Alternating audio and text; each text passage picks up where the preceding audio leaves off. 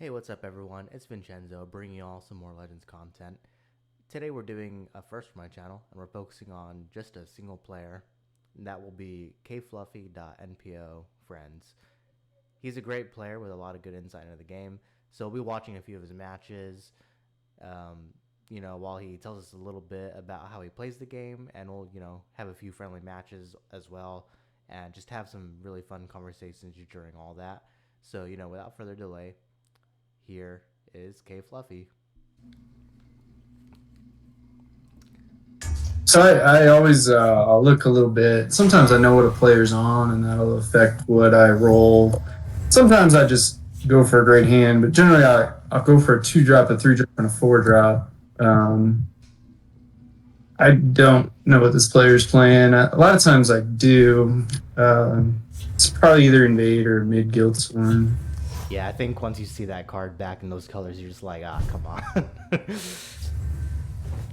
Yeah, but mid Guildsworn's really common, and a lot of the best players play mid Guildsworn, and you really want different cards against mid Guildsworn than invade. So it's a little tricky.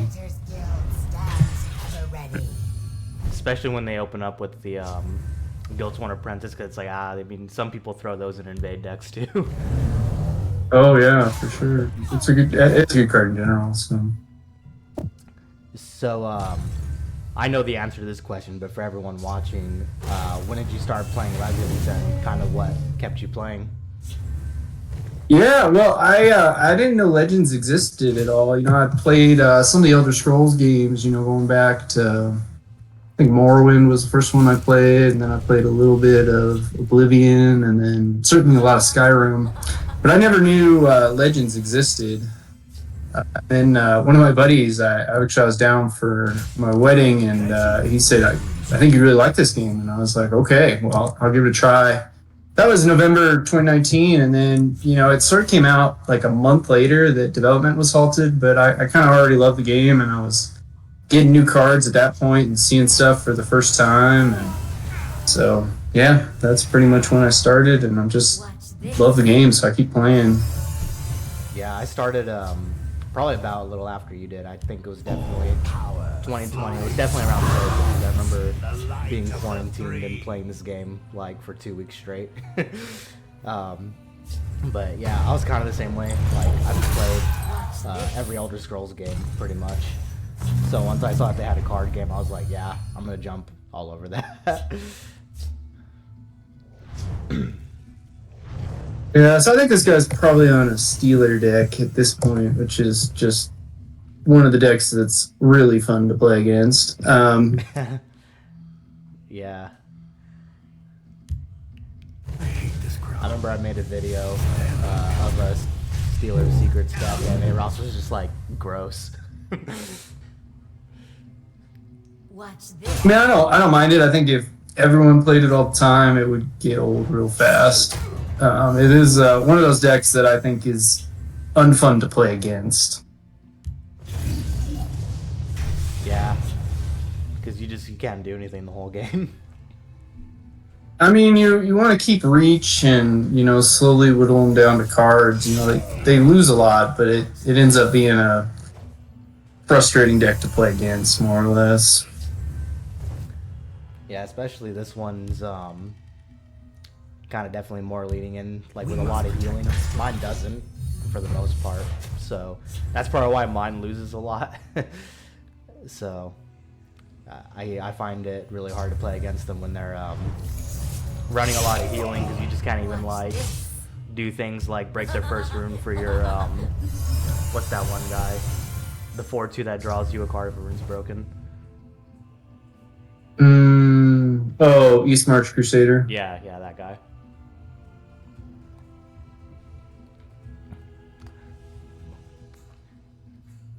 So what would you say is your favorite color combination, and like your favorite archetype in that? I like playing mid decks. I think they give you the most opportunity to have fun gameplay. You can react to what your opponent's trying to do. So, I think mid versus mid mirrors tend to be the most fun matchups, just because, it's sort of you feeling each other out.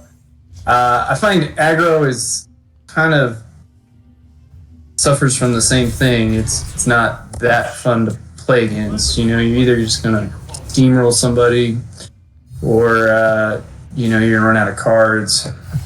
So I prefer mid decks. I like Dominion a lot. Um, I think that's probably my favorite. Mostly because you don't see a lot of Dominion. Yeah, I definitely think that's the least played class.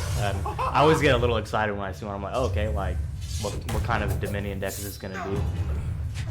Because they're actually surprisingly versatile. Watch this.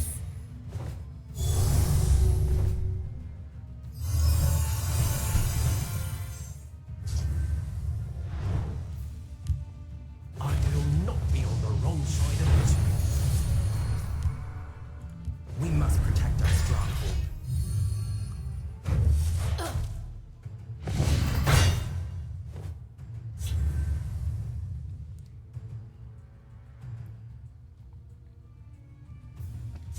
What would you say your least favorite class is?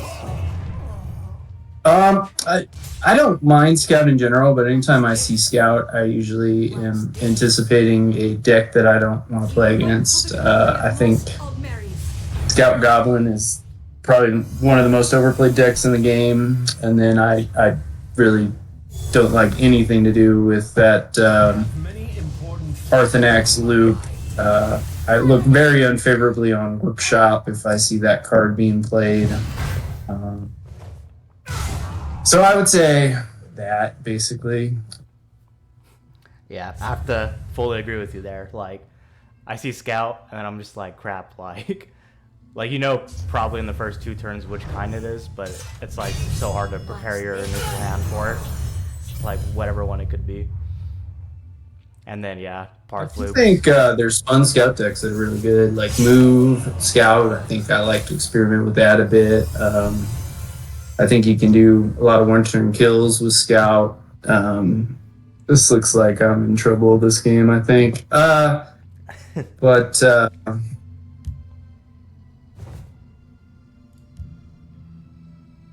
yeah, sorry. I usually am thinking while I'm playing, and it's hard for me to talk and think at the same time. I'm not that talented. Hey, well, if you need a moment, you definitely say, hold on, give me a second. Oh no, it's okay. I think this is not a game I was going to win anyway, so it's all right.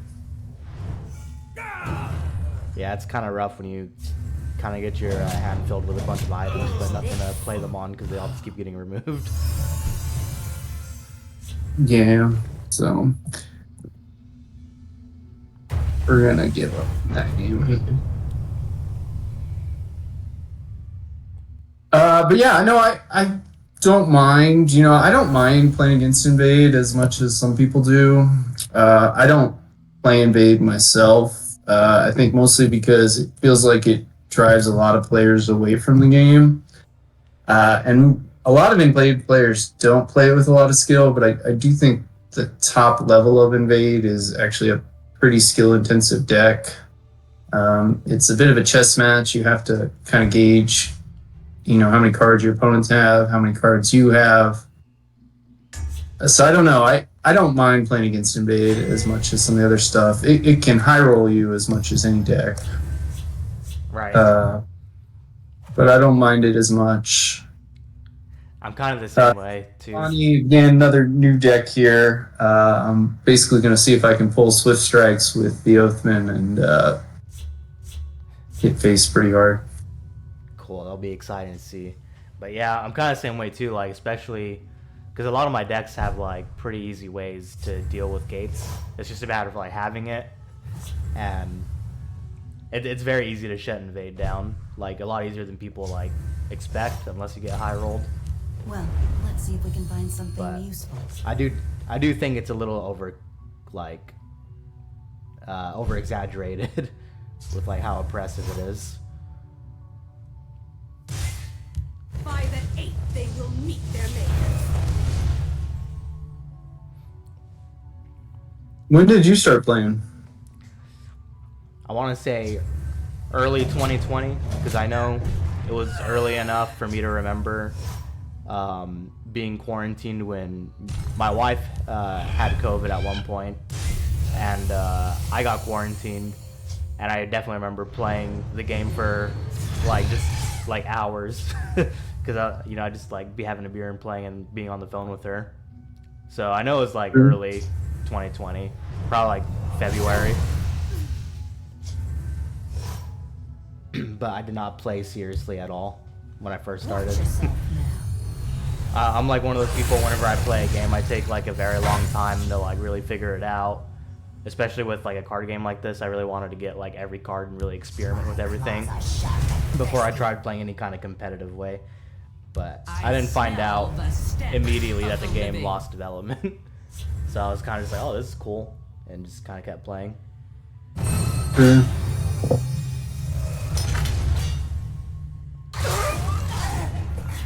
And so for everyone will probably realize that both me and Kfluffy have NPO and Friends in our names, because we're both in both of those clans. But how did you end up joining both of those clans, and how long have you been in both? So I was in Friends before I was in NPO. And I actually, before I really had joined Friends, I didn't really know what clans were. I remember seeing NPO players and thinking it was like a non-player operative. So I thought it was like a AI. The players were really good, and I was still learning at that point, and I would lose, and I'm like, am I losing to an AI? So that was just kind of one of those funny things. But I got asked to join Friends and met a bunch of people through that, and then I ran into Iros on the ladder at one point, and he asked me to add the NPO tag, and I've had fun with that, so that's kind of how I ended up in both clans. Basically, people asked me to join them, and I said, sure. Yeah, sure, why not? I think there isn't any inherent advantage to being in a clan. I do think, it's a fun way to meet people in the game. I enjoy both the discords that are used, but it doesn't, I don't think there's a competitive advantage to being in a clan. I broadly share, my event decks, my decks that I do well with anybody that spectates me, really, or, anybody that's in either of the clans. I kind of believe that's the right way to do things, and that's what I do, so. I guess that would be huge, but. Yeah, I would say that as well, because I looked out a little bit more, because like I noticed, like I would see, I think like the first season that I played ranked mode seriously, and I got up to like rank 2. I started seeing like the Friends tag kind of frequently and like the NPOs, and I was like, huh, so like does this exist? So I went on like the Facebook group and asked, and then yeah, Aros messaged me like through Facebook and was like, hey, you can join our Discord server. And I just thought it was like good for someone like me who's kind of really starting to like see what people run at the higher level, and like what you like really should kind of plan for most of the time. I guess that was kind of like, that's what I would say is like the most competitive advantage to it. At least you have to be like kind of like how I was. I wasn't very good at the game. Well, I think you get better at things the more often you do them. The same is true with the Legends. I'm better now than I was a year ago, and I was probably pretty good a year ago. I probably play the AI more than anybody else, and different strategies work against the AI than against computer players, but you learn patterns, you learn things that are winning plays versus just bad plays. So I do think like the more you play, the more you see, the more you recognize, what your opponent's doing. Yeah. So you do get better, but as you can see here, I just got rolled 2 games in a row, and that can happen too. Some of it is distracted, but also, first room Javelin Prophecies always hurt too. Yeah, I mean, I know you've said it before, but like there's just games that you're not meant to win. Like, So these decks should be solid. Again, I haven't really played them before. If I lose enough in a row, I might play something that I know is really good. But sometimes it's fun to just experiment and play different stuff. I do try to avoid, the decks that just everyone plays constantly. I try to mix things up and play different stuff. So I try to do that too. Like, I just try to throw in cards that you don't see very often, just to see what happens, see if it throws people off guard.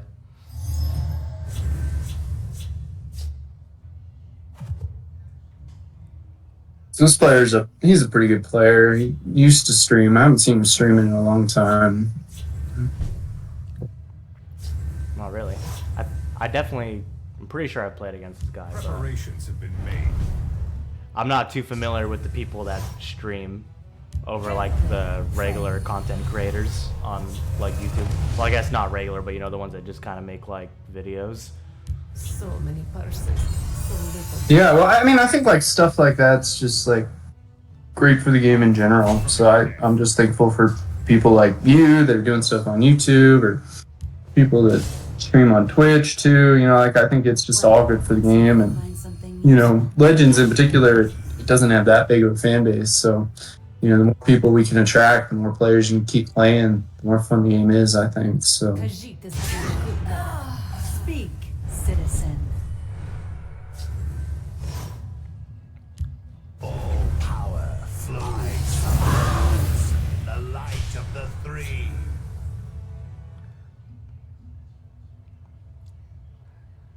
So, when you like first started playing, did you like watch a lot of content for the game?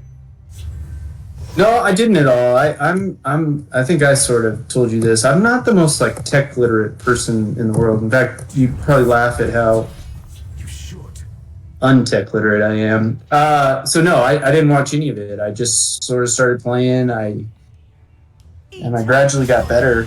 I used to think it was like hard to climb, out of rank 5. I used to think it was hard to get from,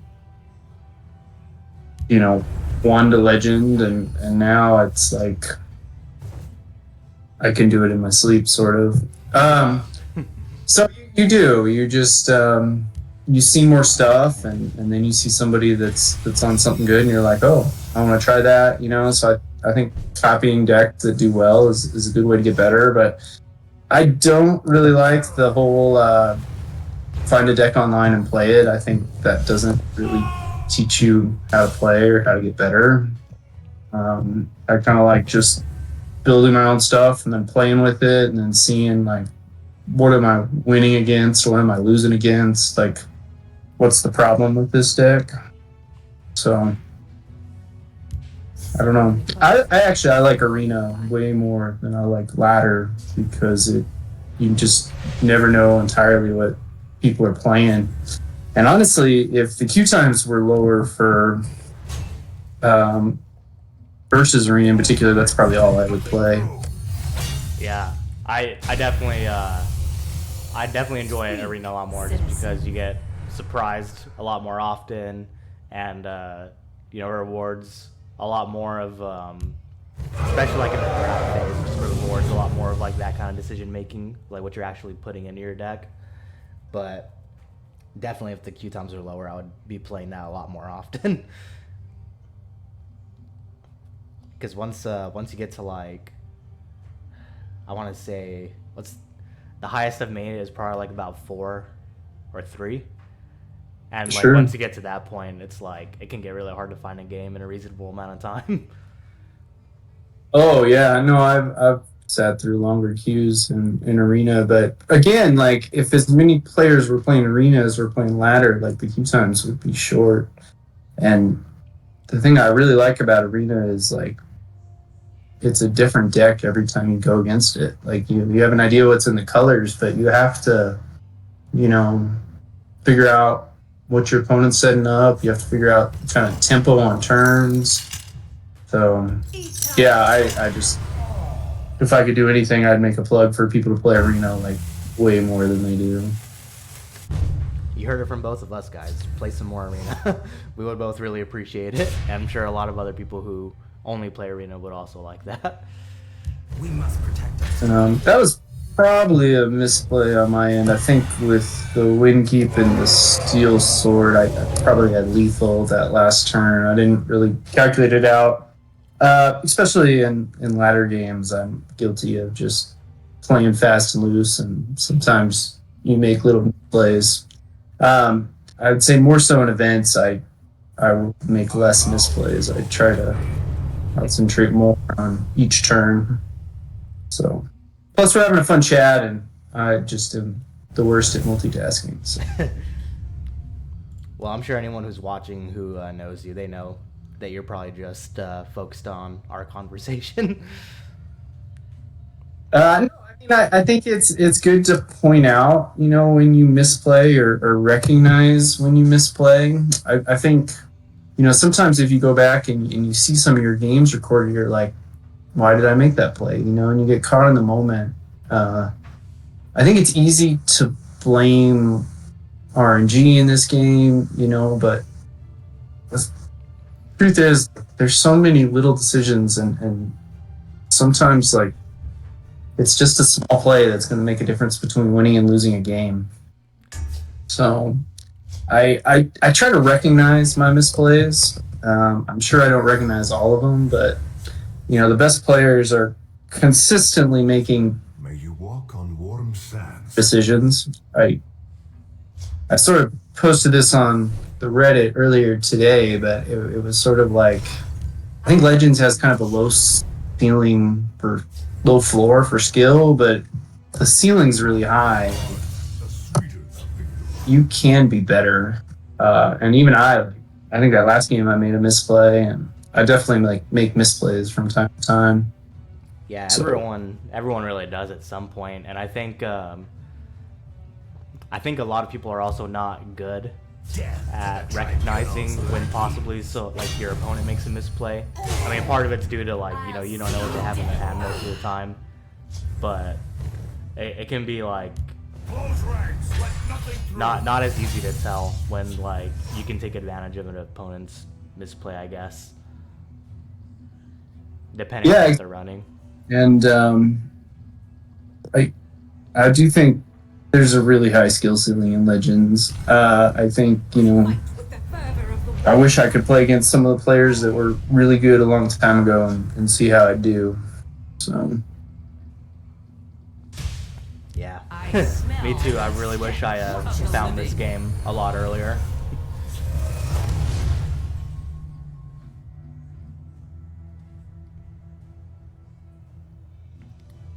what are your favorite decks to play? Typically, because now I don't have quite as much time to play as I used to, I typically like my games to go really fast, so I tend to lean a bit more towards aggro and mid-grow as kind of my favorites, because I can just know pretty much within 5 minutes if my game is won or lost for the most part. So I can just Oh, sure. Well, that's understandable. So yeah, so I can just kind of quickly move on to the next game if it doesn't look good. But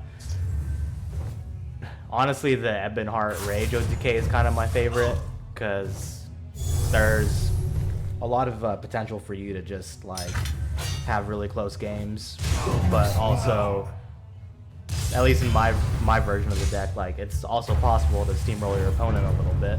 And also, you can get steamrolled very easily. It's just a very draw-dependent deck, and I kind of like that. yeah, I think Ebonheart Rage. You see it a lot. I think that's another deck that's a pretty high skill deck, to be honest. I think probably the worst matchup for Ebonheart Rage is just pure aggro. But in control mirrors, it's just going to dominate.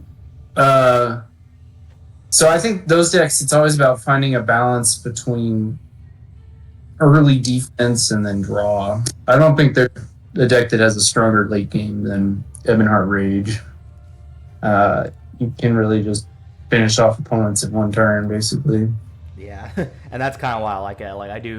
I do like all the OTK decks that there are, but that one is absolutely my favorite. Other than like the extremely gimmicky ones, like I think it was Dano who sent me the Reaper and like Ring of Namir OTK. That's like super hard to pull off, but it's really just, you know, really fun and stupid when you do it. Oh yeah, for sure. Do you have like a specific card that's like your favorite? Like if you can include it in every deck, like you do. You know, Ross asked me that, and I didn't have a great answer. It's probably Garnag. Garnag is just an awesome card. Yeah. First. But no, I like to include different stuff, and so it's hard. It would be hard to pick just one. But Garnag, if I had to go anywhere, that would be it. I think probably the class I end up playing the least is Telvanni. I think Telvanni has a lot of potential to do something besides control, but that's usually what people do. Yeah, I really find it kind of insane that that's like most of what you see, because when you like look at it, like Assassin is very aggressive, Scout can be very aggressive, and so can Sorcerer. Like those are all like colors that can be pretty aggressive pretty successfully, and all you see is control. So this is kind of an interesting turn here. This is kind of one of those, like, I suspect my opponent can probably kill my Mortal Gatekeeper here, but I would really love to trigger my Oathman next turn. So we'll see what happens. I think this might be the wrong play, and the Mammoth's the better play here. But we're gonna go with Gatekeeper and see what happens. Yeah, I could definitely see Blast from Oblivion happening.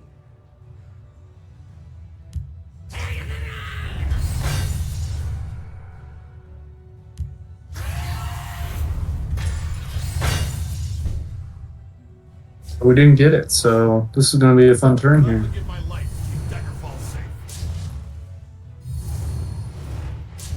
That's amazing. I love that it gives the buff to both of them. Yeah, and dual cards are that way, so it's really the way to go about it, basically.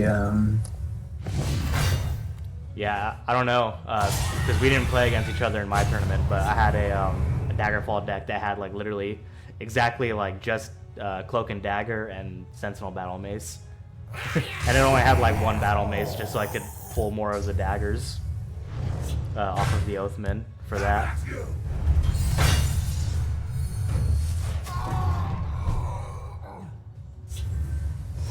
So this guy's in a lot of trouble at this point. I think he has kind of invade. Not doing great here. I would have to misplay to lose this game. Or they just need to be like really stacked on the cheap invade cards. But even then you have like answers, because then they're blowing through all their cards and they won't have any options. Yeah, Keeper of the Gates would be, you know, really the only card I think that could cause a lot of trouble at this point. So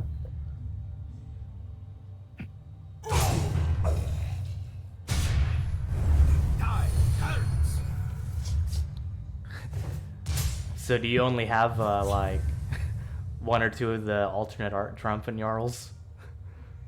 No, I have the full set of those. This is something I do. Fun to just mix things up. So if I have an alt art, I'll play, you know, one copy of the alt art, one call to the premium. So see if I remember which one that I draw more often. It's just for fun.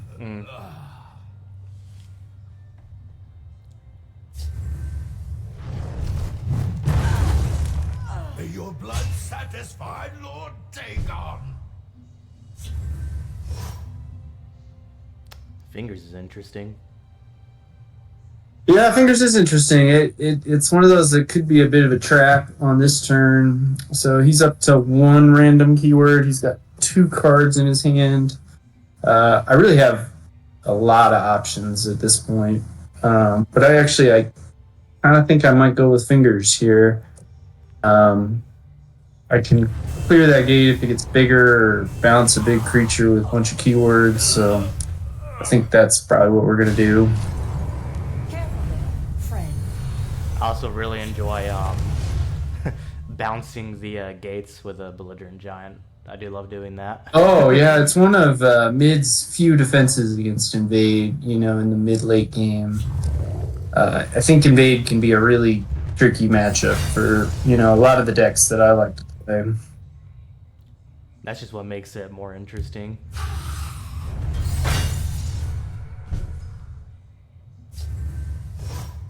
So, I'm not too worried about him hitting me for 8 here. He's got 1 card in his hand. Let's just stop any problem with that. And then clear the gate. And, again, he's in a lot of trouble here.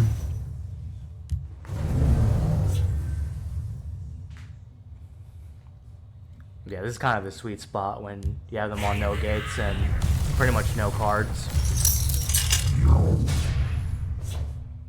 No match at all for me.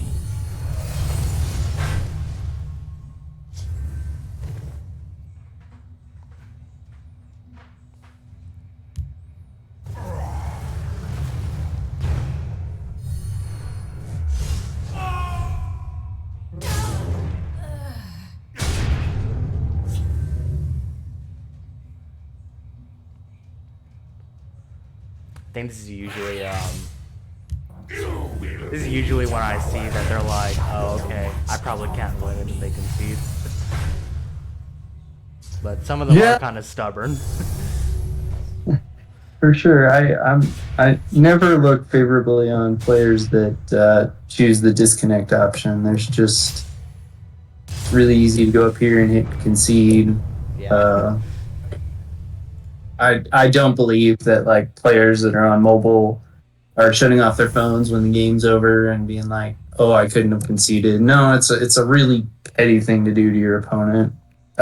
So I look very unfavorably on players that do that, to be honest, and I've never once done it to somebody. Yeah, I've also never maybe back when I first started playing, maybe, but yeah, now I never do it, but it always just kind of cracks me up when people do it. Just like, all right, like, yeah, the button's right there. You could have just hit that. Like, I'm only playing when I have. And kind of had them do it and still been in the match, and they come back, like 2 minutes later, and I'm like, really cool. I've always tried doing that too. Like, I try to like take a little longer on my turns then too, just to see if they happen to come back, like before the game like full on makes them lose. But I haven't had that happen yet.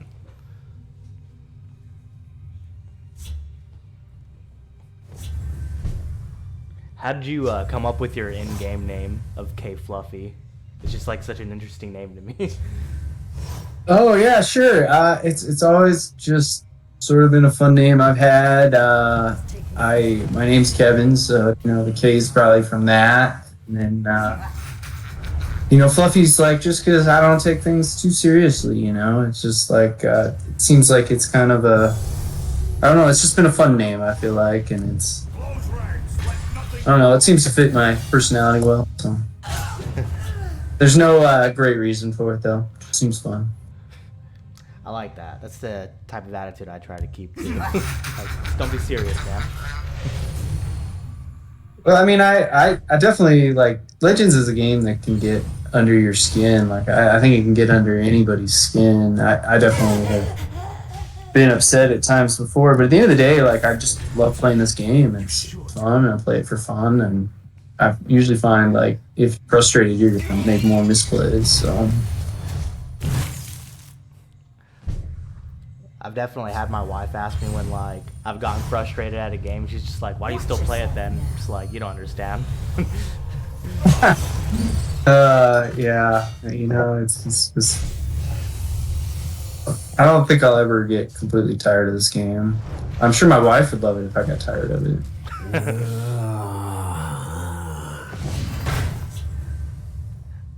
had this as a question like earlier, but you kind of like half answered it. Now like for everyone like who doesn't know me and Kfluffy that well, we're both fathers, and I have to ask because you always place like very well in events, and I usually just get my runs out of the way really quickly, like, especially if it's like a weekend where I'm like home and like helping out with the kids and stuff. But like, how do you like balance all that? What's your like life? Oh, sure. Well, I have a 3-year-old and an 18-month-old. So they still nap. So I'll try to play during nap time or after they go to bed.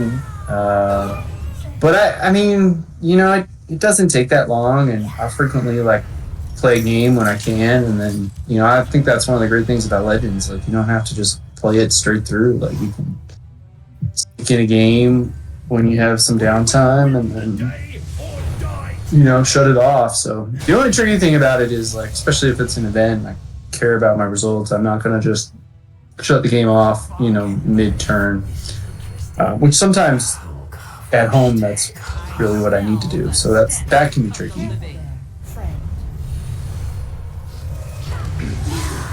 Yeah, I found it was really easy. Cause like since I like stay a few days at work, it was a lot easier to like play at work and all that, and actually like do events to do well in them. But I'm doing like all that on my phone. But lately, like my phone signal at work has just gone away. I basically can't use my phone like for like 90% of the day. So now it's gotten like a lot harder. But yeah, that was my life hack. Just play at work. Everything myself.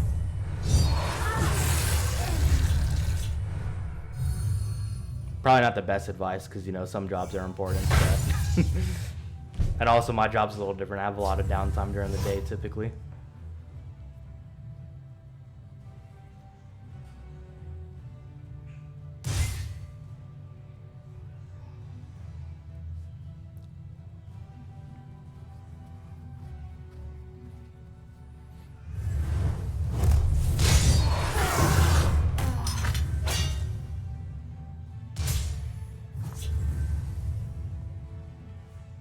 I haven't been paying attention too much to what he's been playing, but it looks like it's a typical control Telvanni.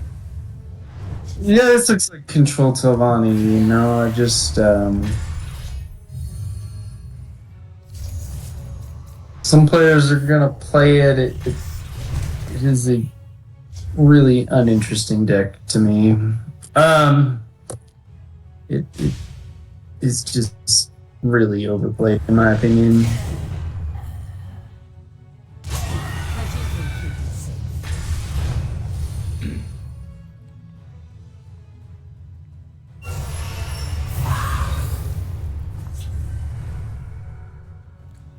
But in general, the way to beat Control Telvanni is, What I think you're gonna do now. well, that'll work too. But big bodies in the shadow lane will usually give Telvanni a lot of trouble.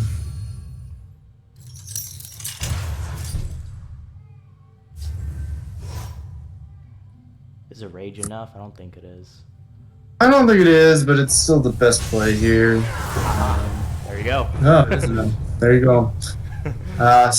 Sometimes you can think about it too much, or you can just see what happens. I'm really bad at killing damage with rage. I feel like some players are better at it than I am. I should be good at it, but So yeah, this deck started out with a loss, but I think it's won a few in a row here. That's the same Daggerfall list that you sent me.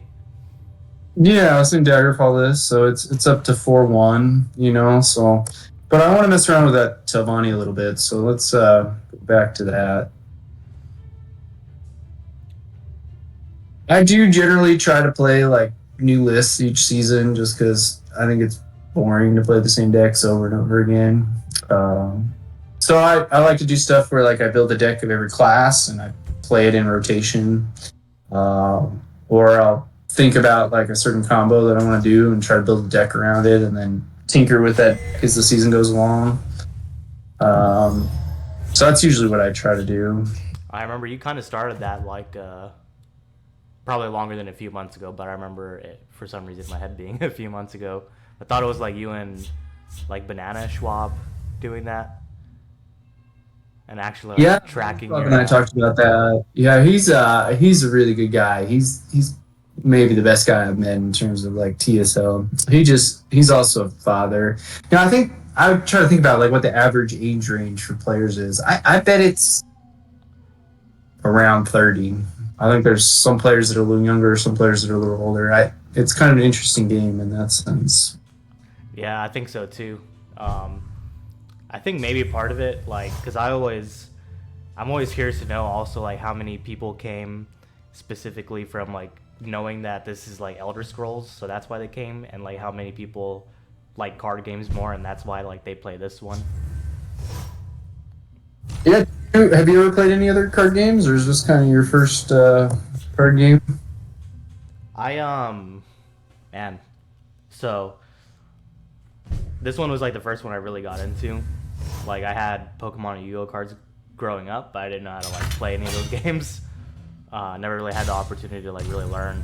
But once I started picking this up, I started playing. Like I got the Pokemon trading card game online, so like I kind of played it, messed around with it a little bit.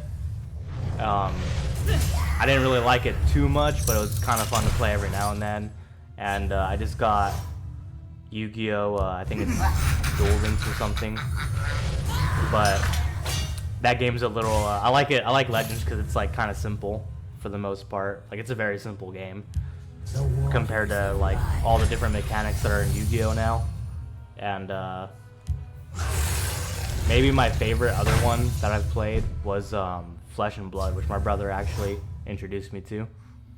And that's that one's like very complicated, at least like the way that like my brain works, because if you picture it, it's like two people actually fighting, and like your card or like your main card on the field is like the guy you're trying to keep alive, and you're playing like actions basically, like that your fighter's doing, and they can block it with like their own actions. But you can't. There's like no online client for it like there is for Legends or like Magic the Gathering. So the way that like you can play it is in Tabletop Simulator. So it's very easy to like do a turn wrong, and like my brother's like, no, you're not supposed to do that. And I'm like, oh, sorry, I didn't know. But that Flesh and Blood's probably my second favorite one, other than Legends. Nice. Yeah, I grew up playing Magic with my brother, so I've played a lot of trading card games before, but we don't really play it anymore. And then, in terms of now, I primarily play Legends, but come from a family of playing cards, so I played a lot of like playing card games. And I definitely think skills that translate in playing card games, translate to trading card games. So, I think it'd be a lot of fun if more card players that played that kind of stuff came over to Legends. Exactly. It's a shame that Bethesda never really like marketed this game very well. No, they didn't market it like at all, which is just crazy. It's kind of an interesting game here. He's dropped 2 Ice Storms. He's dropped a couple Minders, so he's probably got a pretty big top end. I'm leery of playing the Doomcrag because I feel like I'm going to want that to clear some of his stuff. It's kind of an interesting game at this point. Yeah, usually I could probably. No, he doesn't have access to like the most insane amount of ramp, but yeah, I'm looking at like his discard pile. It's a very interesting list. Like, when you also try to think about what he could be running, like he's not hitting your face really at all. He's just kind of playing like it's control.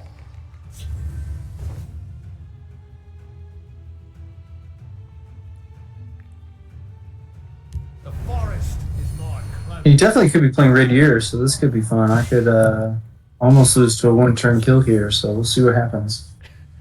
That would be really entertaining if that happened. I would feel a little bad, but it would still be pretty funny.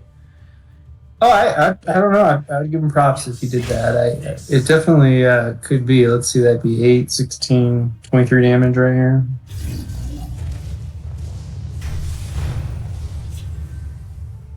But not this turn, at least.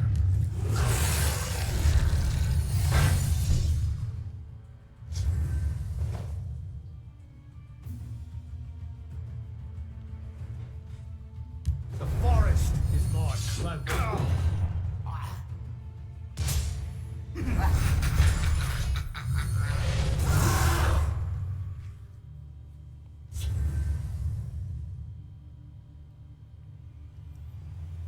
Do you have any of the hidden titles?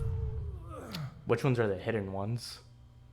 There's 3 of them or 4 of them.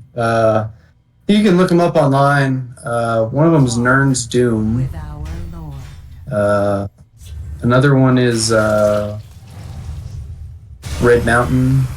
And then I think there's one that's like The Ironic. I think that's a hidden one too. Let me look this up. It would appear that dinner is served. By the 8th, they will meet their mates.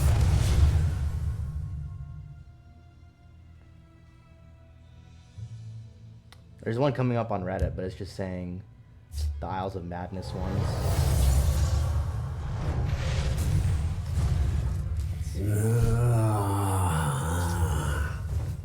I guess he's really worried about letting me draw a card there. You have 1 card in hand and you have 15 health and you're down to 1 rune. I don't know what he has, but that strikes me as that was a really bad decision on his part. I didn't even see what he played. Oh, he just didn't attack. I think he's worried about breaking a rune. Oh, he's probably worried about getting on the lightning Seducer bolt. without him drawing anything. I just really, I would say a weird play, I thought.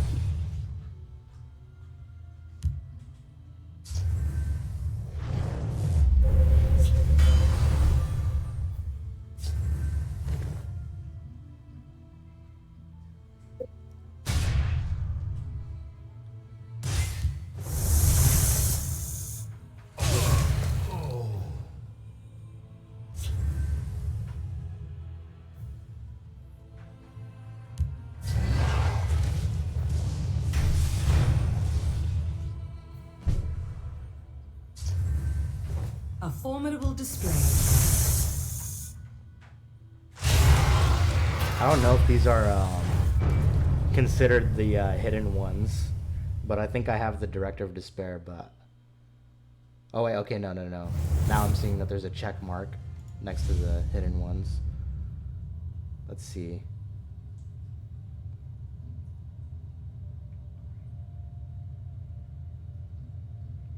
I don't think so. I don't think I was playing early enough to get any of these. It looks like you had to buy specific, like, time-based ones.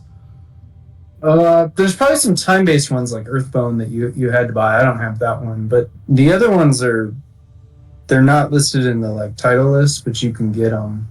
So like that last game, Red Mountain, made me think of it. It's deal X amount of damage with Red Mountain and Encano.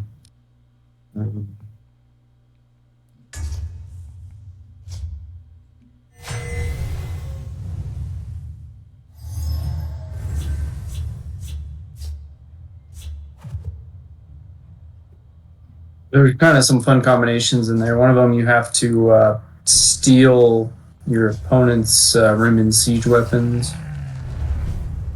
I think I have the Truthbringer. My arcade spear. This day I will don't be think mine. that's a hidden one. Let me see. It has a check mark next to hidden. The Conqueror Madness, but I'm pretty sure everyone has that one.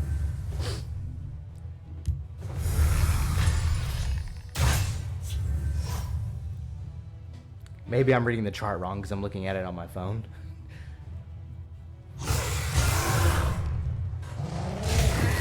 I was happy when you, I remember one of our conversations when we were talking about the arena, like AI battles and all that, and you like mentioned the UASP. I was like, oh, I love that site. I go on that like every time I play through one of the Elder Scrolls games, even still. That site is so good, and I feel like a lot of the Legends community doesn't know it's out there. There is a lot of information on that site, and particularly like if you want to get better at solo arena, I would look at that site. You can see what the decks are. It gives you an idea of what you need to have to beat them. And I do think, one of my big goals is finishing the premium collection, and solo arena is probably the most efficient way you can go about doing that. So I can't really recommend that particular site enough. 5 and 8. Yeah, I definitely agree too, because you get like really the most like card packs from it, and like really good rewards from it if you can clear it. And once you like learn the AI's like behaviors, it's really not that hard to do. Yeah, and the other thing is like the AI plays fast, so you don't deal with any sort of like somebody taking 2 minutes to decide how to play the one card in their hand. Yeah. Yeah, disconnect on you. Like it's just really efficient in terms of like your time spent.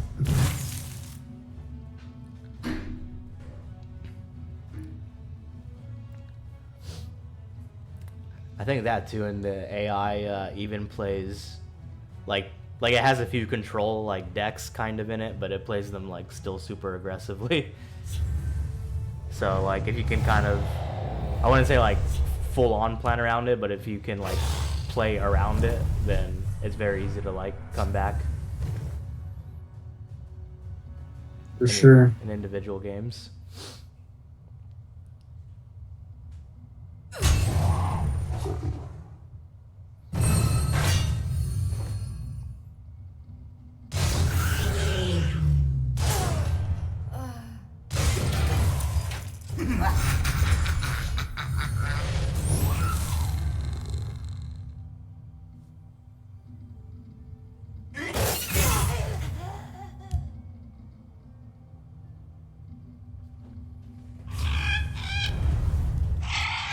I was literally just about to say, man, don't have a cliff racer, but I was gonna say, yeah, he's done pretty good here.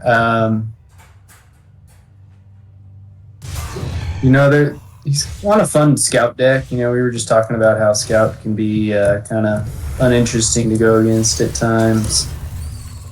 So I would definitely say this is like an interesting deck to face. Yeah, that Clifford there wasn't a lot of fun, so we'll see. It makes it close, but you can only have 3 of those and maybe a giant bat. There's another one.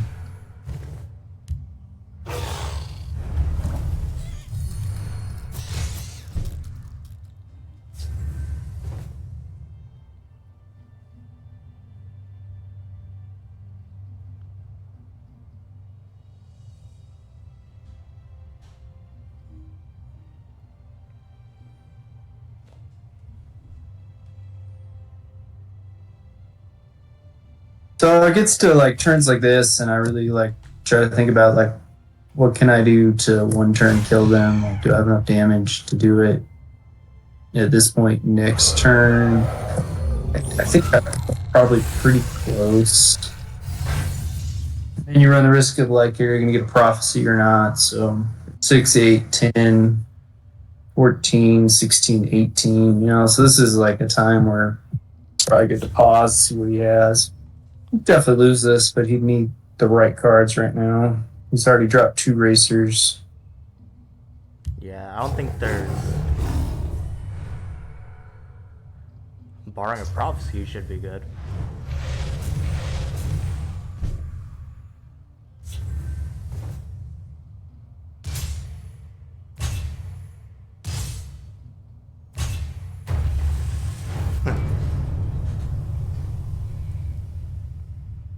So this deck's obviously a little better too. So it's crazy how often, like, anytime I fire up the game, it's like I'm gonna lose the game I play. I feel like it happens every time except in events. So we've won a couple in a row now, and see how it goes. I still haven't managed to pull Swift Strike with the Oathman, which was what I was trying to do. So we'll see. Yeah, it seems like you've gotten a lot of aggressive matchups with that deck, so you just haven't had the... Well, also, I don't think you've even drawn them.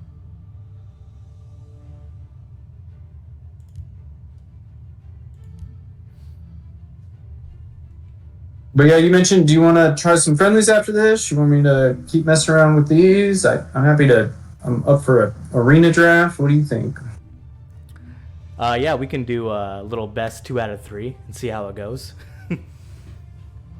All right, sounds good. Well, we'll make this the last ladder game for today, and I think this player is an invader here. You do recognize, like, I don't understand why some players do this, but some players have played the same deck for like years on end now, and I'm just like, play something else. Yeah,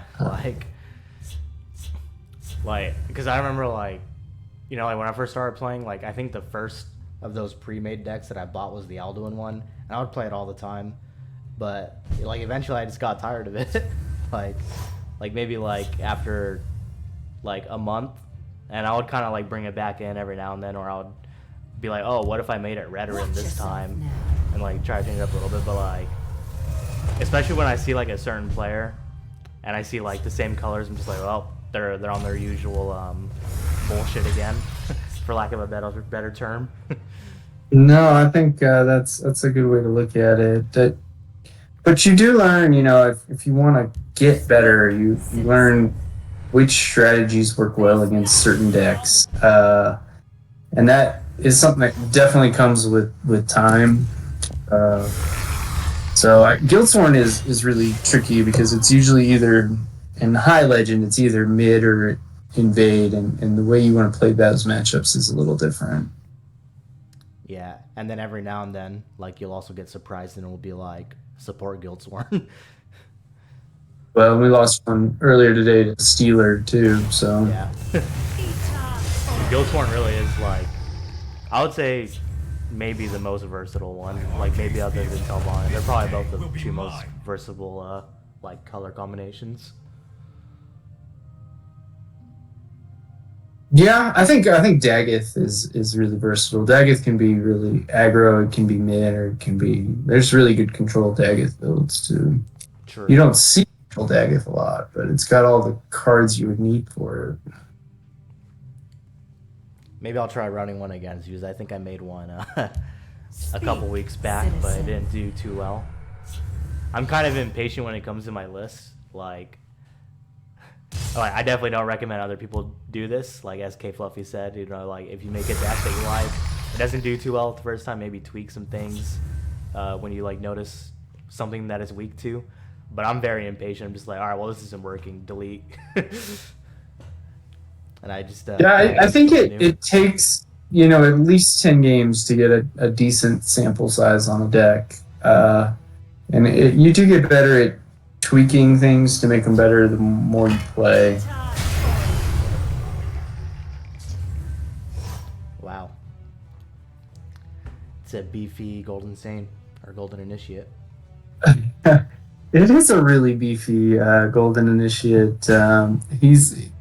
I don't know why he keeps going Shadow here, which is odd. You know, we've dropped 3 prophecies out of 5 cards. He's probably going to attack next turn, I would think. We're just going to go field here and see what happens.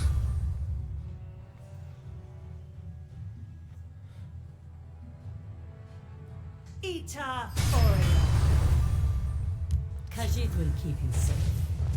How far are you off of your full premium collection? I count that. You know, it's like one of those fun things to look up. I am. Oh, see, that's like a fun little draw there. I think we might actually go with that.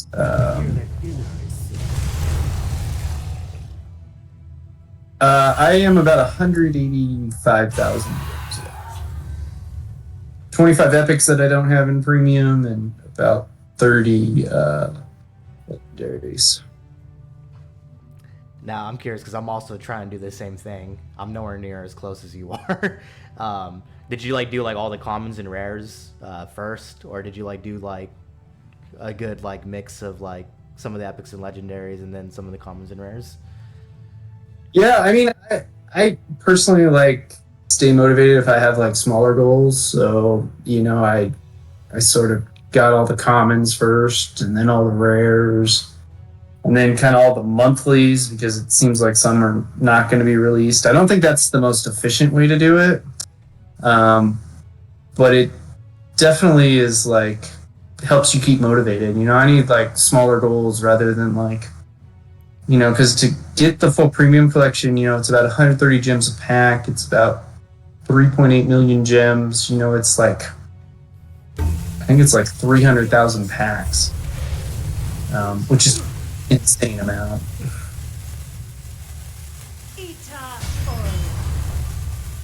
Oh, well, there's a Swift Strike. Yeah, there's a Swift Strike. We've got a giant bet in the graveyard and a bunch of Mentor's rings. So this is going to be an interesting game. He's certainly ahead in terms of damage, but I definitely am not out of this one. I would say we're going to have some interesting turns coming up. Yeah, especially on Kano helps you out a lot here. You can catch up a little bit.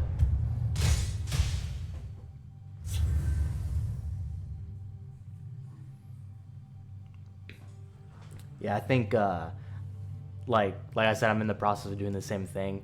I mostly do most of the commons and rares because I want to get those out of the way first because you get more of those anyway when you open card packs. So to me, it seems like on average you'll get at least a little bit more. And then... Oh, yeah, for sure. And then, I think playing events. You got to play events if you want the premium collection. And even if you can get a top 100, not a top 10 even. Top 100 is a lot easier. You get a premium for that. So it's... That's the third golden state here. Hear my command and rise.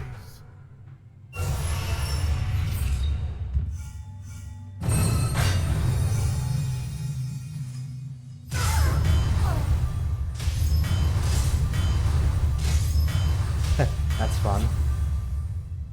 Yeah, well, now we're sort of even in cards, and I have bigger board presence, but he's got lots of full board clears. This game is far from over. That's one thing I do try to keep track of in some matches is like, am I ahead of cards? Am I behind in cards? You can definitely overextend certain decks, so you got to be cautious about that. Yeah, like you don't need to use all your magicka every turn. You want to do it like the most efficient way.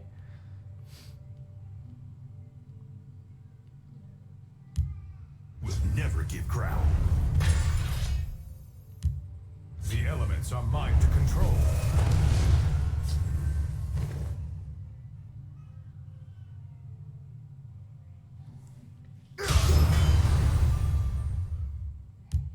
The forest is my clothing.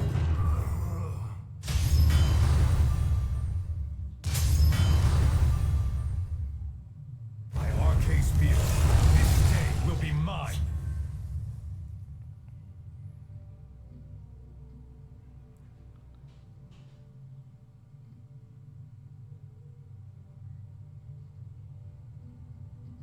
All to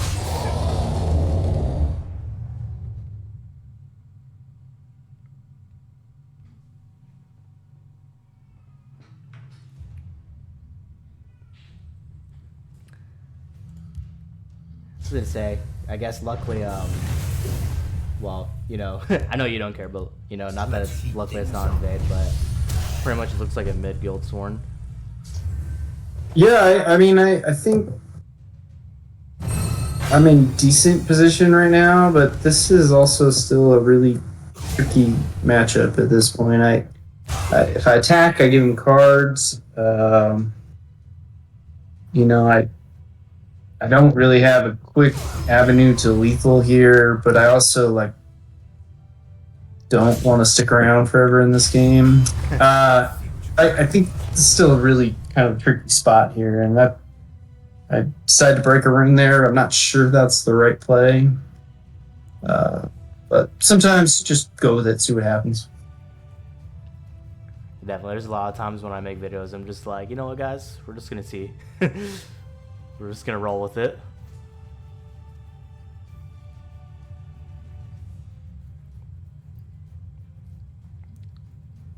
Nine, 10, 12. I mean, a Swift Strike does help, but he's played a decent amount of prophecies. Oh yeah, mid Ghosthorn is going to have a lot of prophecies, so you're swinging into something that can be a problem for sure. I think he's dropped all 3 golden initiates. I think he probably consumed feet. He certainly has more Elfiques in there, I would bet.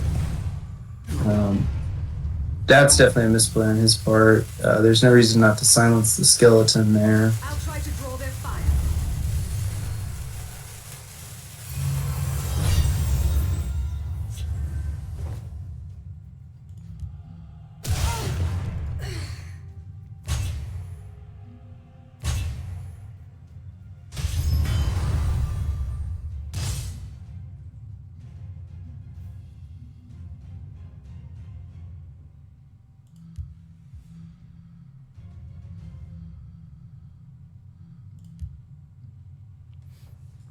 Hear my command and rise.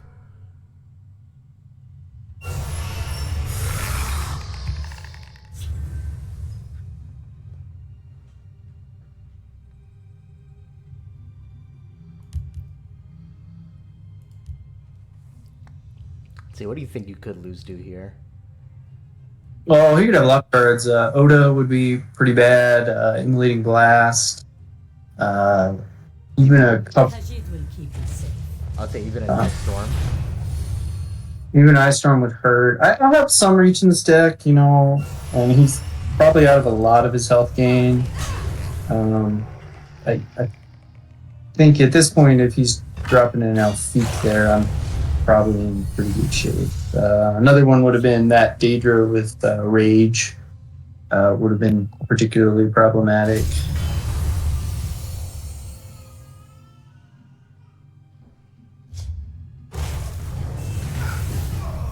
But here's an example of I lost both the first games with both these decks, and then I think I won 4 or 5 in a row with the Daggerfall, and then I think this is 3 or 4 with the Tilvani. One loss doesn't really make your deck a bad deck. Yeah, very good comebacks there.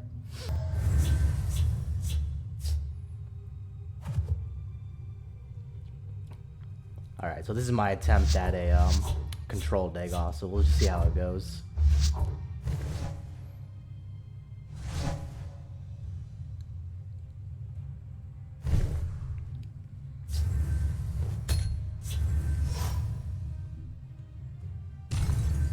Everything was taken from me. Today, I play in kind.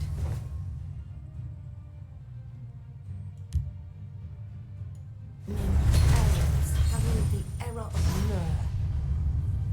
Nur. Bosmer's a card I like a lot that I feel like is not played a lot in the ladder, but doesn't take much as far as adding a couple consume cards to get value out of that card.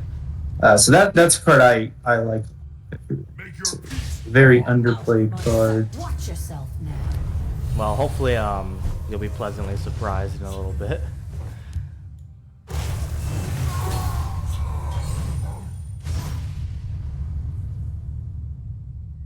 I will have your head out of my sight. All power flows from the gods, the light of Oh, the jeez. 3. Have you come to submit or come to die? Well, let's see if we can find something useful. Face me, dog! Out of my sight. Not worthy. Ow. Alright. So even control, you're gonna get in trouble if you don't have any early plays usually. And I just had the ring here and really strong start. I mean that sometimes You there are games you're not gonna win. By the 8, It's they just will meet looks like one of them. Yeah, I drew this guy really early on. That's a really good arena card. But yeah, no, if your opponent has ring and they draw that, it's gonna be trouble. I also don't even remember what's in the list because, like I said, I made it quite a few weeks ago. I haven't really used it since. I probably like goofed up when I was making it. I probably had been drinking and oh no, I have a really solid amount of 2 drops. I just drew like all the 7 drops. Yeah, that makes it harder. Let's see here. We'll go with the Telvon here.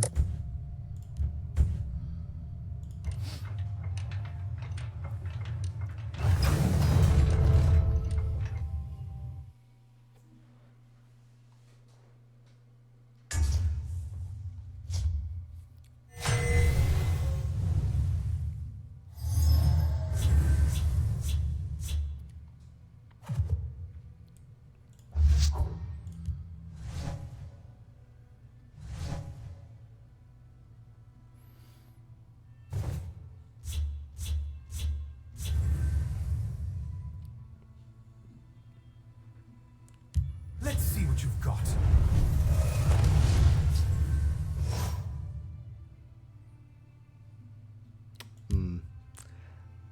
This is probably goofy, but we'll just see. The Black Hand sees all.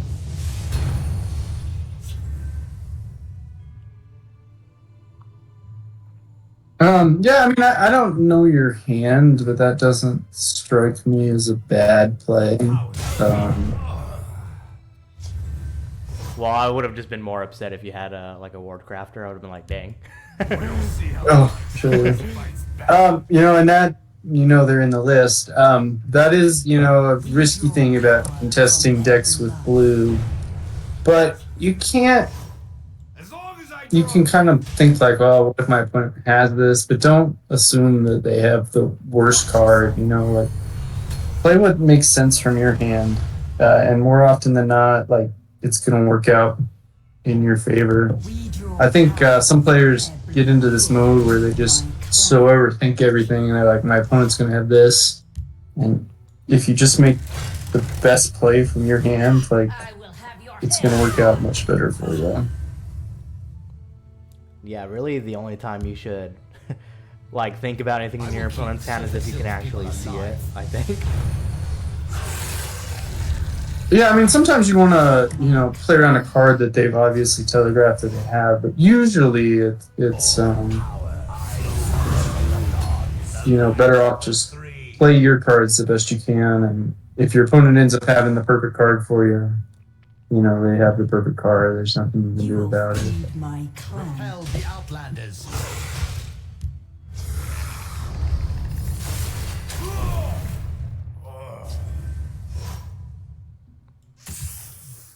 You are not worthy.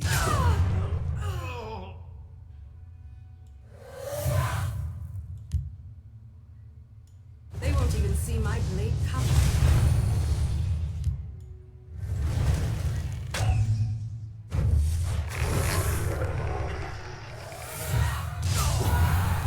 We'll see how they like someone who fights back.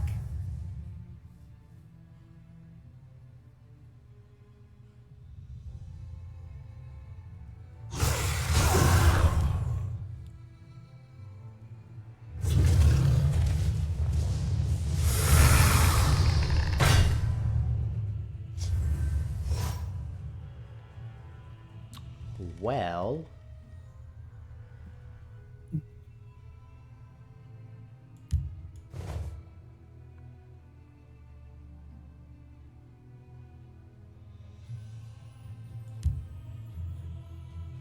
Have you come to submit or come to die?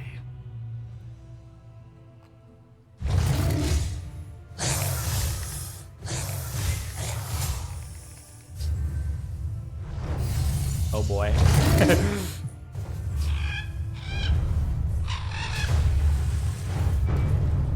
Nice. Yeah, you know, Hand of Daggett is such a great card, but sometimes it comes out too late or it gets silenced, you know, just but it's Yeah, such a card. it can be really tricky to find the right time to play it. So all right, we'll go with a different deck here. Let's play.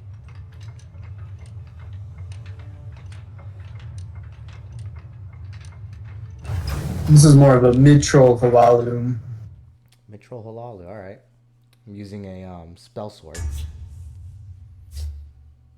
And I think if Denise is watching, she's going to really like this one.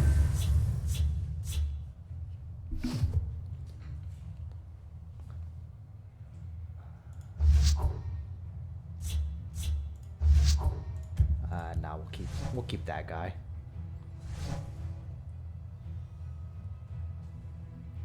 I was wondering who was dual observing us. It's good old C City. He's a good player. He's a fun guy. Yeah, he cracks me up on every server and on Reddit. Oh, he's very entertaining. You know, we need entertaining people like that in the world. I feel like so.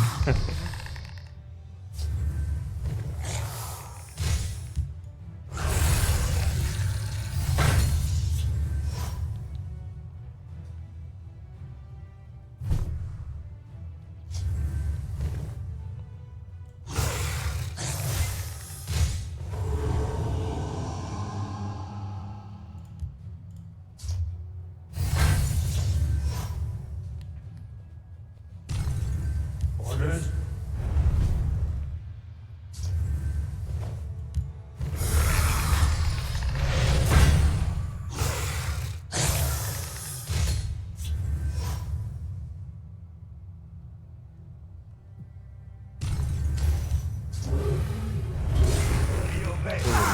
I hate that card.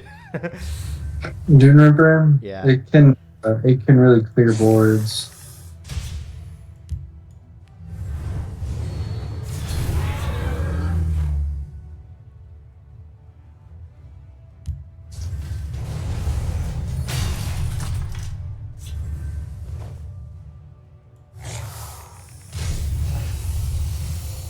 What did you expect? A friendly greeting?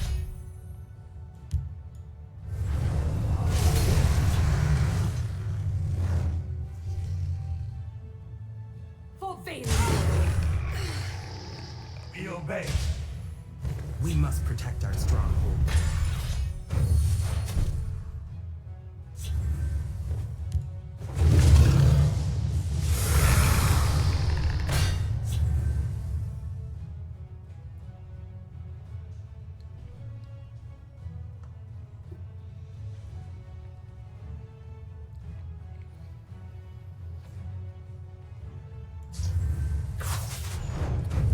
We also have Body Bag BZ dual spectating us.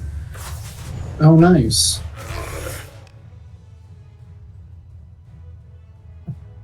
We obey.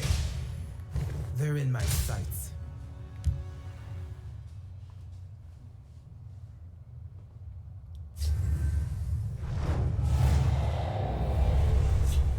Let's heat things up. Ooh, that was very, that was very good. That really stopped what I was trying to do very well.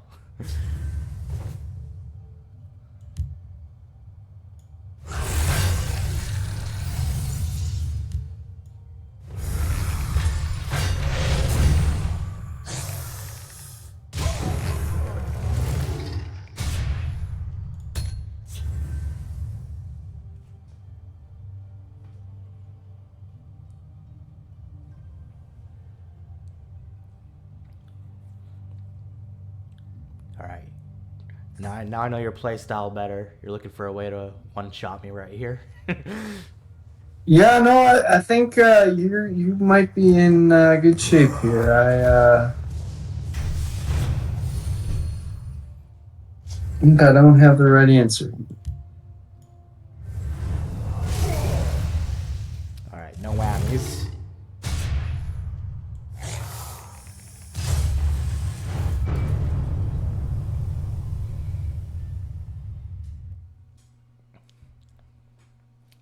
That's the spooky skeleton deck. I think that skeleton spell sword's it's a good build.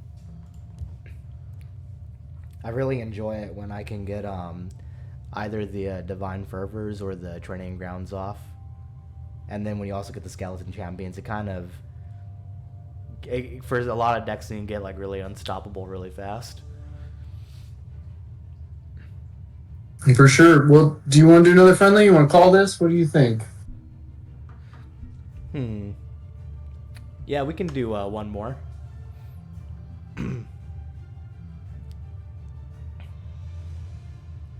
See if you can even it up here. Yeah. I'll run back the deck I lost with. Okay. I'll go back to the one I was losing with.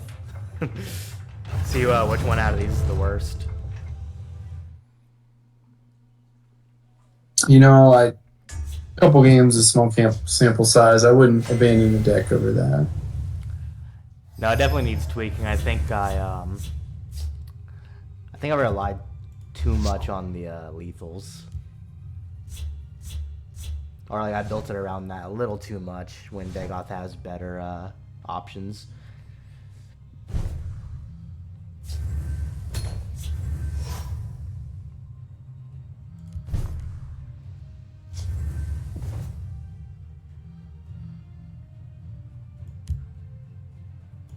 We'll see how they like someone who fights back.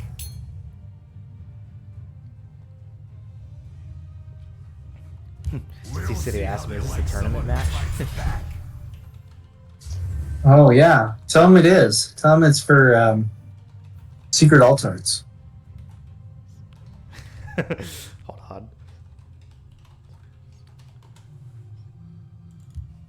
As long as I draw breath. Careful there, friend.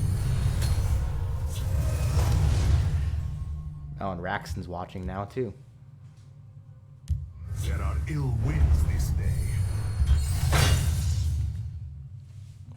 I haven't interacted with Raxton too much, but also seems like a cool guy. I mean, everyone in Friends is pretty cool. Oh yeah, no, I think it's one thing about Friends. Friends is a smaller group, but I think everybody's pretty chill in that group. There's some really good players in Friends. Roxon he's a world-class player. He's definitely one of the best in the Friends group, and there's some really good players in that group.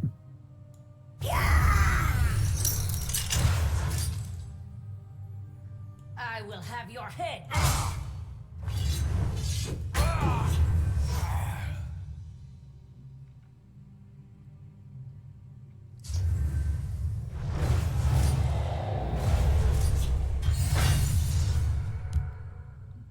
We must keep moving. Dang.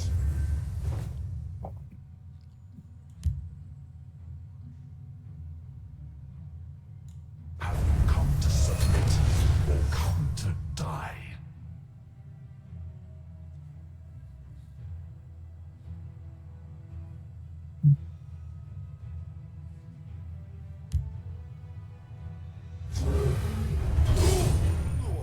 You will die, Shakeskin. You will die, Shakeskin.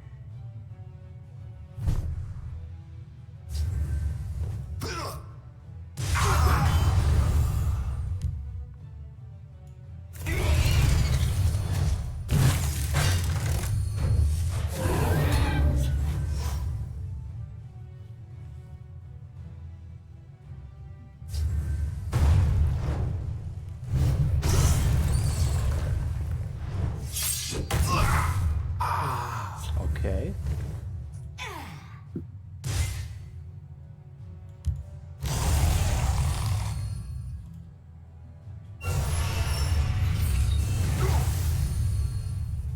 Oh man, I'm dumb.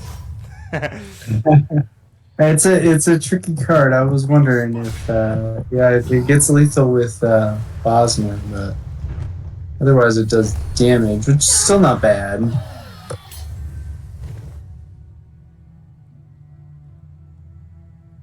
Raxton, It doesn't copy keywords of like, yeah, I know now. Let's see.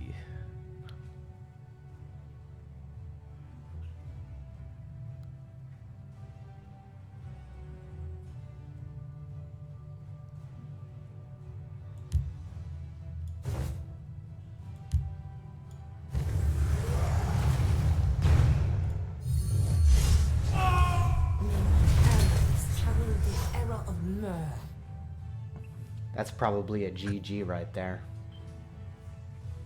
You know, I don't have. Don't hack it with my hand.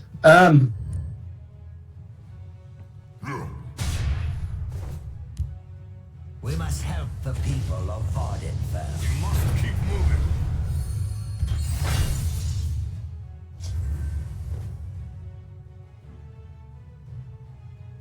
For Queen Iron.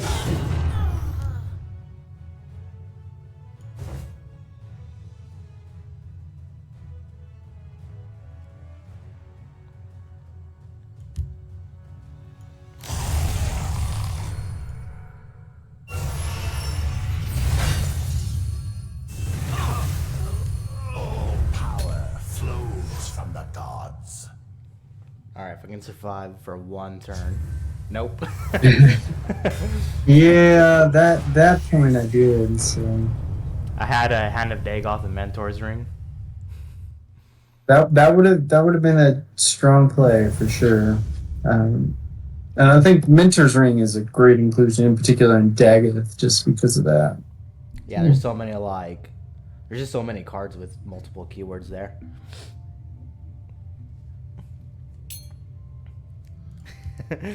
Well, I mean, it's been fun chatting, and I always appreciate people that put out streams and content for TSL because there's different ways that people consume it, and so I'm glad we did this. Yeah, of course. Do you have any advice for newer players getting into the game on, I guess, any aspect of the game that you wish like you knew when you first started playing? I'm if I could go back over and start everything again, I would just take my time. I would buy definitely the stories before I bought any of the packs or the pre-made decks, and then I would just figure out why I'm losing in games and what cards would help me win those games. I think, especially as a newer player, a lot of the aggro builds are cheap and easy to build, and you can take a battle mage, for example, or a crusader that doesn't even have an epic or a legendary to the legend rank if you know what you're doing pretty easily. And the other thing I would say is, if you want to get better, it helps to watch good players. I always let players spectate my games.